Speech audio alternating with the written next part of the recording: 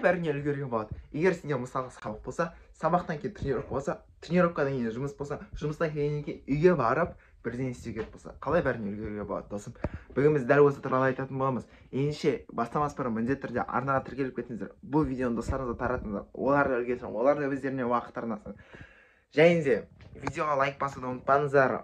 Видеоның астына комментарияға инсайттарыңызды, идеяларыңызды, өздеріңізді білетін бір айтатын нәрселеріңізді жазып кетіңіздер.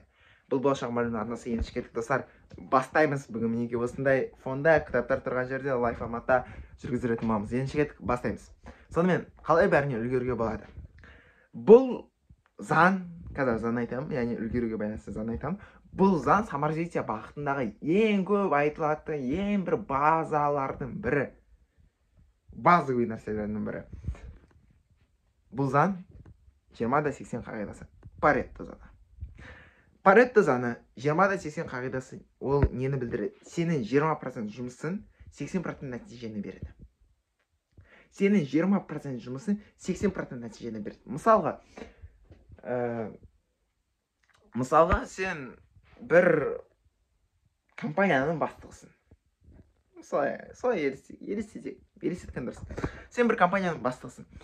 Сен бір қандай да 20% жұмысын сол компанияның максимально тұрғыда алдыға шығып кетуіне көмек береді. Ал қалған нәрселер, қалған 80%-тер олар керісінше төмендеу болады. Немесе сен мысалға мектеп парламентіндесің. Мектептің өзін-өзі басқару ұйымындасың.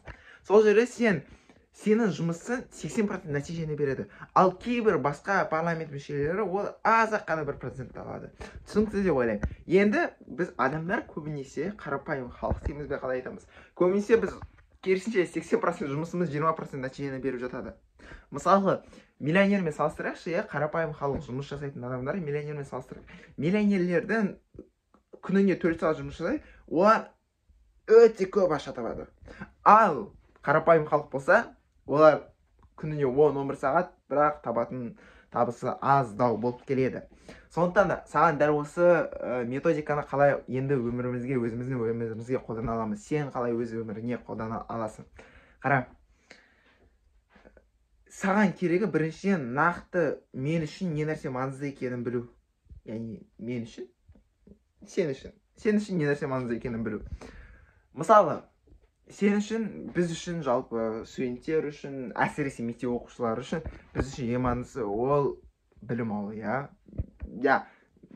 кейбір үшін маңызды, кейбір үшін маңызды емес, бірақ заң бойынша нақты кәмелетке жасқа толмаған бала, әрбір бала мектеп қабырғасында білім алуы тиіс. Бұл заң. Сондықтан да біз үшін бірінші очередь біз сабақты қоямыз. Ең бірінші кезекте біз сабақты қоямыз. Біз сабақты ысырап жасай алмаймыз. Біз сабақты қоямыз. Окей. Сабақ таңертең сағат 8-ге дейін бастап, сағат 2-ге дейін мысалы. Барам, үйге қайтып келем, сағат 7-ден былай 9-ға 3-ге дейін, окей, нақты уақыт қойылды. Болды. Енді келесі, сенде тренировка бар. Сосын былайша айтайық, тренировка бұл өзінің жасайтын. Одан кейін сенің үйіндегі жұмыстар, яғни үй шаруасы, сенің секцияң баратын және де сенің жұмысын. Енді бұл жердегі сен үшін не нәрсе маңызды? Сен үшін даму маңызды. Біз үшін ең маңызды бұл жерде даму. Сондықтан да бұл жерде екінші орында тренировка немесе секция болу керек. Немесе кейбіреулері бар, тренировка мен секцияны бір жерде қояды. Мысалы, футбол дейтін сияқты. Сондықтан да сен бұны екінші орынға қоясың. Одан кейін барасың, үй шаруасы, одан кейін барып қана жұмыс істеп ала аласың. Кейін сен нақты қойып қоясың. Енді саған керегі барынша қысқарту. Мысалы, сен тренировканы үйде жасайтын болсаң, 1 сағат бойы тренировка жасайтын болсаң, аптасына 4 рет, 5 рет жасайтын болсаң, саған 3-ге қысқарту керек. Және де 15-20-25 минуттан істеу керек. Өйткені бұл эффективті тұрғыдан алуға болады. Мысалы, YouTube'та бар 6 минут тренировка на рук, 6 минут тренировка на ног деген сияқты сондай бір видеолар бар. Соларды қарап, арнайы программасыларда болуы мүмкін. YouTube'та қарап көрсеңдер, ізденіп көрсеңдер болуы тиіс. Сол жерден таба аласыңдар. Ендеше осылай қысқарту керек. Кейін жұмыс туралы айтып өту керек. жұмысты қалай қысқартуға болады? Тек қана официант болып жұмыс жасау шыны керек эффективті емес.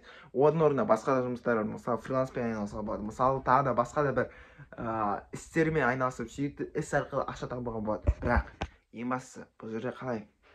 Ең бастысы бұл жерде денсаулықты ұмытпау керек. Біз анаған барсақ, мынаған барсақ, жұмысқа барсақ, одан кейін сабаққа барсақ, осылардың бәрінің арасында біз аз ұйықтасақ, мөлшерден аз ұйықтасақ, яғни бір қандай да нақты база бар, содан өте аз ұйықтаса, бұл проблема. Және де денсаулығымызға бұл кедергі келтірсе, бұл проблема. Сондықтан да бізге барынша бұл уақытта денсаулық керек.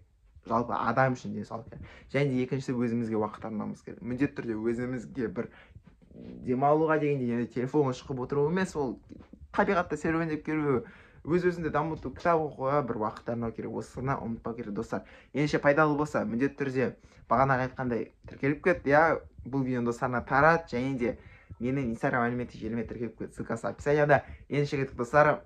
Келесі видеода кездескенше көп рахмет.